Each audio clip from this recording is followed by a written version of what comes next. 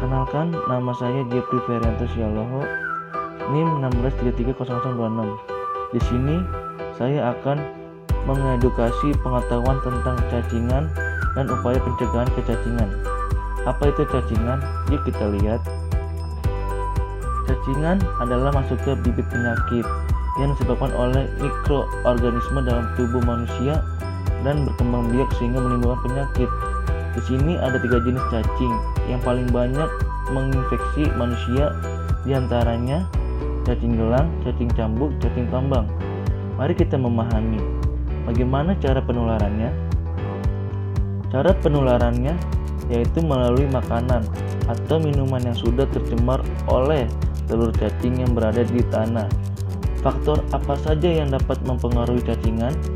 Yang pertama, mulai dari iklim tropis dan subtropis. Yang kedua, kebersihan tubuh yang buruk. Yang ketiga, sanitasi lingkungan yang jelek. Yang keempat, pemukiman yang padat dan lembab. Yang kelima, air yang kurang bersih. Yang keenam, makan dengan pupuk kotor. Yang ketujuh, benda-benda yang telah terkontaminasi yang dapat membantu penyebaran cacing atau larva.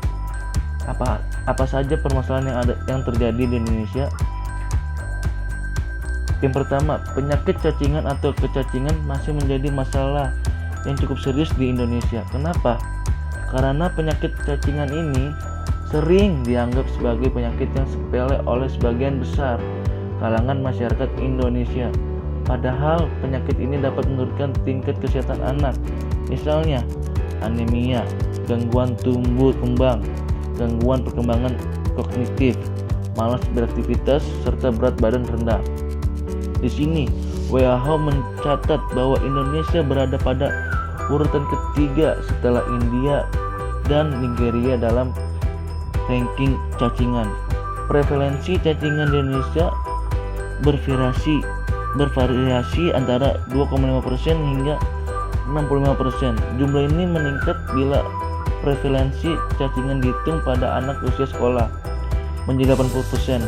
Menurut Permenkes nomor 15 tahun 2017, jumlah penderita pada tahun yaitu 2014 sebanyak 324 kasus, 2015 sebanyak 342 kasus, 2016 sebanyak 389 kasus.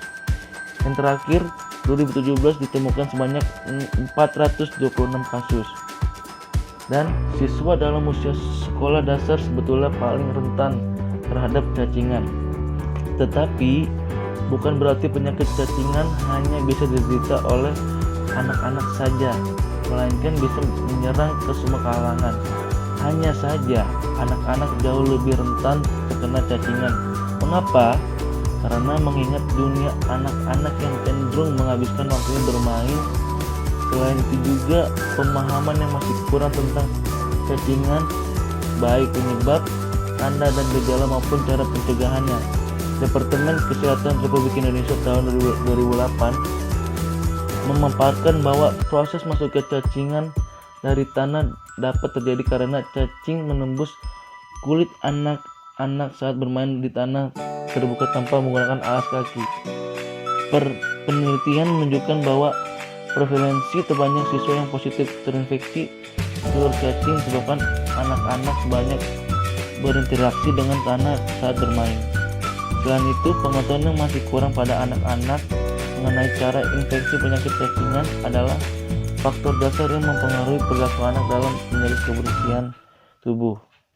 Terima kasih sudah mendengarkan cara mengedukasi kecacingan tersebut.